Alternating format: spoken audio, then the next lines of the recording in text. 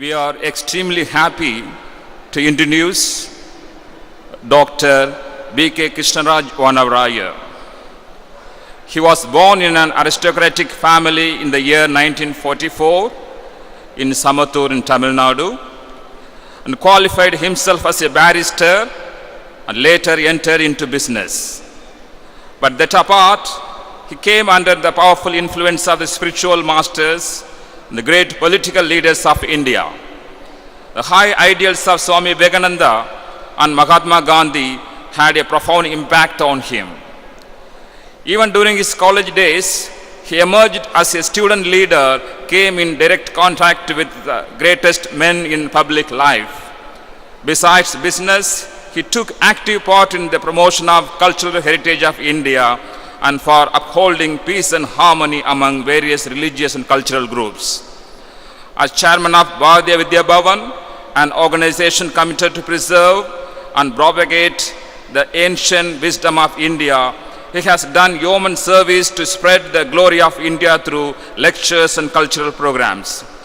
Again, as chairman of Divyodaya, an organization founded to initiate inter-religious dialogues, he has worked for preserving the unique pluralistic culture of India. He was responsible for erecting a life-size bronze statue of Mahatma Gandhi in his hometown, Pollachi. He was also the first chairman of Kural. As a prominent leader of the Rotary movement, he has worked for universal peace and brotherhood. As a versatile speaker, he has inspired and motivated the youth to emerge as leaders with a strong social orientation. In appreciation of his service, Rotary has honored him with the Outstanding Citizen Award in 2001. Rotary Club Arch City, Madras gave him Lifetime Achievement Award in June 2007.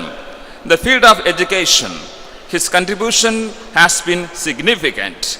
He is the president of NGM College, Pollachi, co-chairman of Komaruru College of Technology, Coimbatore. In recognition of good work done in the field of education, he was nominated to the Senate and Syndicate of the Bharatiya University, Coimbatore, which he served with distinction. Currently, he is a member of the planning board. Due to his untiring efforts to develop textile industry, the Cotton Technology Mission meant to increase the cotton production was sanctioned by the government of India with a fund allocation over $150 million. In appreciation of his global perspectives and secular credentials, he was invited by Pope John Paul II to attend the Day of Prayer for Peace in the World held at Vatican, Italy, during January 2002. The speech he made there was widely acclaimed by the representatives world over, and same was published by Vatican Secretariat. He was awarded the degree of Doctor of Laws by Sri Avinashalingam University, Coimbatore in the year 1999. Ramakrishna Mission Vidyalaya, Coimbatore, in commemoration of the Platinum Jubilee celebration, awarded him Vivekananda National Award for Excellence in 2006. A simple man, accessible, acceptable. His hobbies are reading, painting, and listening to classical music. Now I call upon Om Shri Krishna Prasad to honor Dr. B.K. Krishnaraj Vanavarayar with a garland.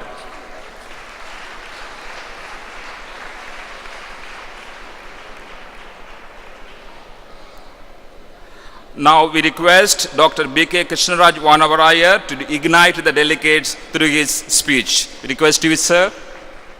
Most revered Swamijis of Sri Ramakrishna Mission, guests, dear students, I am extremely thankful to the mission for giving me this wonderful opportunity to speak to you. I had come here earlier and I enjoyed my interaction with the young people. I understand that we have students from 3 states, Andhra Pradesh, Karnataka and Kerala. How many of you have come from Andhra Pradesh? Please lift your hands.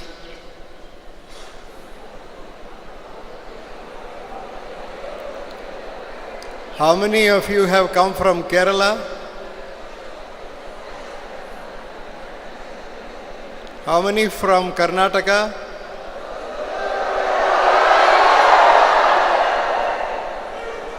How many from Tamil Nadu?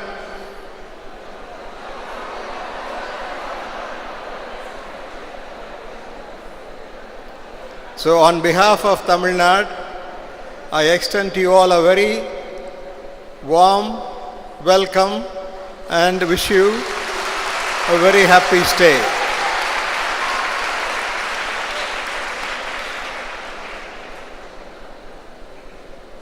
I cannot speak Malayalam, I cannot speak Telugu, I cannot speak Kannada. So I have to speak only in English.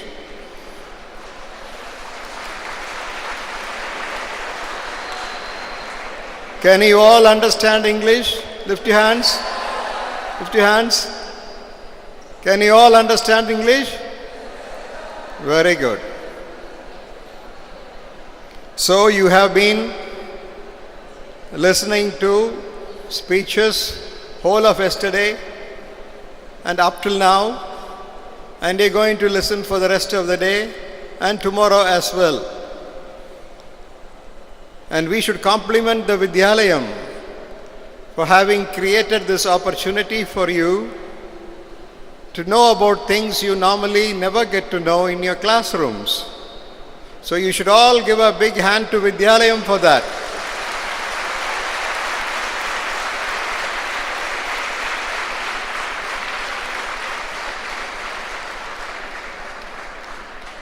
Now, when I speak to you youth, I have 2 options. One, to be very analytical and introduce you to certain very heavy concepts. The other alternative is to motivate you, not to trouble you with too much of concepts. But I was told by the organizers that you are quite competent enough to understand and appreciate the concepts, however heavy it could be. So I am going to deal with this topic in a very analytical way. Is it okay? Are you all ready? Right. Every one of you should be attentive. I see some noise in the rear. This is not a place for entertainment. This convention has been organized with the aid of the Government of India to make you all know what are the challenges that faces the nation and what should be your contribution to meet those challenges. So are you all going to be attentive? Those in the rear, every one of you should be very attentive. This is a great opportunity. Not all get this opportunity. So you are very fortunate. In the name of Swami Vivekananda, you are going to listen to people who will introduce you to, as I told you, the hard realities and challenges that face the nation and what you youth should do to meet those challenges. Now, you know the topic given to me. Enrichment of the nation through empowerment of the youth. Are you clear? Are you able to understand the topic? Yes. Enrichment of the nation through empowerment of the youth. For that, I should first give you a brief background of the current status of the nation. We are in the beginning of the 21st century. Great changes are happening everywhere. The main two events that took place in the 20th century has changed our understanding, approach and outlook towards life. Those two changes are: one, like India, many other nations in the world got their freedom. Agreed? Right. The next major change, the emergence of science and technology. These are the two major changes that took place in the 20th century. One, many nations got freedom from the British rule and tried out democracy. The second major development, as I told you, is the emergence of science and technology. These two changes have brought about a very big change in our perceptions.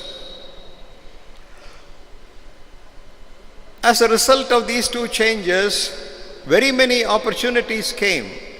Equally so, many challenges as well. Now, the biggest challenge before humanity as a whole is how to manage the change. I wish I could go into Tamil here and there, but I can't because there's not a single Tamilian among you. Managing change. We need to change with the times. At the same time, we should know how to manage the change. Or else, change for the sake of change can do more harm than good to us. So this is the background I thought I will tell you before I go into the topic. But that apart, we need to move forward. We cannot grumble about the changes and keep out. We have to be part of the change, but at the same time, we should have the wisdom to know where to change and where not to change. So this is the background I thought I will give you. Now, it is now 67 years or 68 years since we became free. Agreed? 67 or 68 years. Am I right? Yes. And this freedom has not come overnight. It was a long struggle. And millions of people have sacrificed everything to get us this freedom. And this freedom movement itself is a very unique movement. Never before in the history of the world saw a freedom struggle like the one we saw in this country. Satyam, Dharmam and Ahimsa. Mahatma Gandhi was the first in the world to wage a war against a mighty colonial power through peace and non-violence. Satyagraha. Never before it was tried out. In fact, our freedom struggle was a forerunner to many other freedom struggles all over the world. Nelson Mandela, you know the name? Yes. You know, Mahatma Gandhi started his political movement from South Africa. So Nelson Mandela virtually copied the Mahatma Gandhi model to liberate his country. And after 27 years in prison, when Nelson Mandela came out, the press, the world media went and asked Nelson Mandela, how were you able to be in solitary confinement for 27 long years? And you know what was the reply of Nelson Mandela? All these 27 years I was reading only one book, and that one book kept me going. The world wanted to know what is that one book. Nelson Mandela said, the autobiography of Mahatma Gandhi, the Satya Sodhanai, was the only book I was reading 27 years.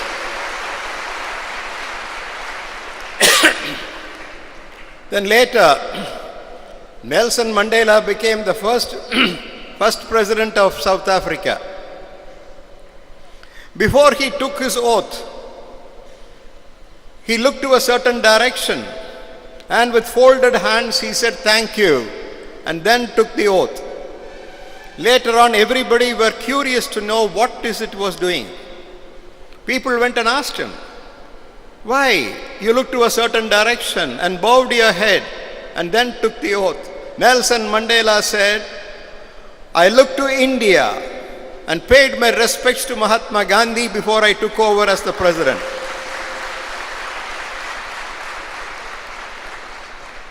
Then you might have heard of Martin Luther King, a person who liberated the blacks in America. He too was an ardent admirer and a follower of Mahatma Gandhi. Why I am telling you all these things is, our freedom movement is a movement with a difference. As I told you, never before in the history anything like that was tried out. So we owe a lot to the Mahatma. And that Mahatma Gandhi is a great admirer of Swami Vivekananda.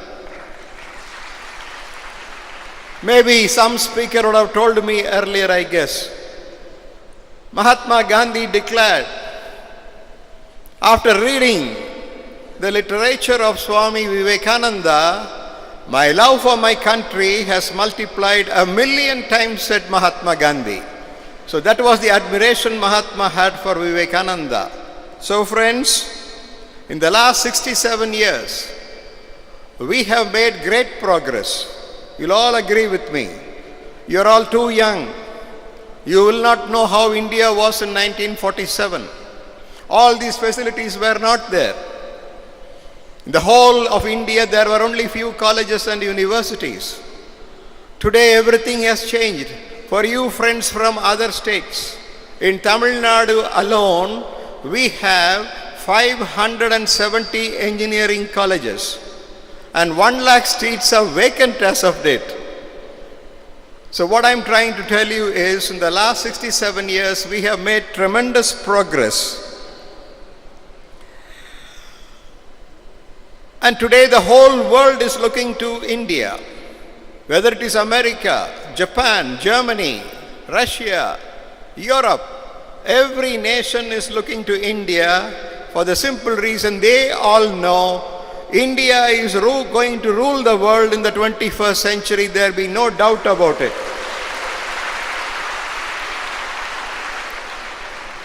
In the last 67 years, we have made tremendous achievements. I will just list out to you a few achievements. One, when India became free, the Western political pundits predicted that India will not remain together for too long. She is bound to lose her hard-earned freedom and democracy and quarrel among themselves and will come back to them, go back to them. But what is it we have done? Yes, we have a lot of differences. You speak a language, I speak a language. You profess a religion, I profess a religion. Your dress habits are different, my food habits are different, everything is different. But in spite of all that, we have found unity in the midst of all diversities and proved to the world that India will ever be one country. Secondly, everybody said India is a backward country. The masses are illiterate and ignorant. Democracy will not work in India. But there too we have proved to the world that India will ever remain a democracy, and we have told the world that we are capable of conducting elections once in 5 years, a free and fair election, and that is what we are doing today. And I am sure most of you will be voting for the first time. How many of you are going to vote for the first time? You don't have to tell me to whom you vote, but it is enough you go and vote. Don't stay at home. Don't watch the TV or run to a film. Go and exercise your vote. Yes. Secondly, next, we have made tremendous progress, friends. Whether it is in economics, what the Indian economy was 67 years back and what it is today. I wish you get to know all that. The Indian economy now is growing at the rate of 5%. We went up to 9%. We have come down to 5%. All goes well, we may go back to 9%. We may even catch up China in the next 10 years, which means India will be a major economic power. Another important achievement, India is a nation which has always changed with the times. India was to begin with in 1947, we had a feudal mindset. We were ruled by kings and princes.